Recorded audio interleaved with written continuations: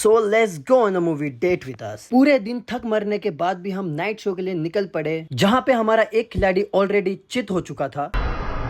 तो हमारे ड्राइवर ने बाइक की स्पीड बढ़ा दी और बाइक पार्क करने के बाद हम निकल पड़े ऊपर। 300 बार भी बटन दबाने के बाद जब लिफ्ट ऊपर नहीं आया तो हमने लिया एलिवेटर का सहारा। फाइनली हम टिकट काउंटर पे पहुंच चुके थे, जहाँ पे हमने खरीदे टिकट और चले गए अपनी मंजिल की तरफ और कुछ फोटोज लिए और भाई को समझाया कि वो तेरी बेबी नहीं भाभी है, और अपनी बेबी को बड़े पर्दे में देखने के लिए पहुंच गए हम अंदर पहुंच के वही मल्टीपल एड्स एंड ट्रेलर देखने के बाद फाइनली मूवी होती है स्टार्ट। काफी दिनों बाद मार्वल का लोगो देख के मजा आ गया।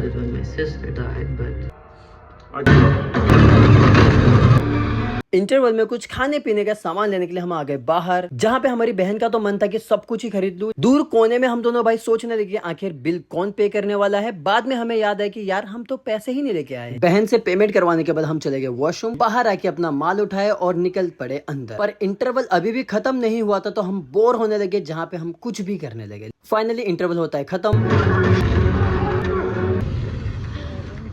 मूवी के एंड में हमें पता चलता है कि ये जो थंडरबोल्ट्स है ये हमारे आने वाले द न्यू एवेंजर्स भी है। And being a Marvel fan, movie खत्म होने के 10 मिनट के बाद भी हम वेट करने लगे पोस्ट क्रेडिट सीन के लिए, जहाँ पे एक बंदा ऑलरेडी चित हो चुका था। मिड क्रेडिट इतना खास नहीं था, बट हम वेट करने लगे पोस्ट क्रेडिट सीन के लिए। Post credit scene was just watch it. वही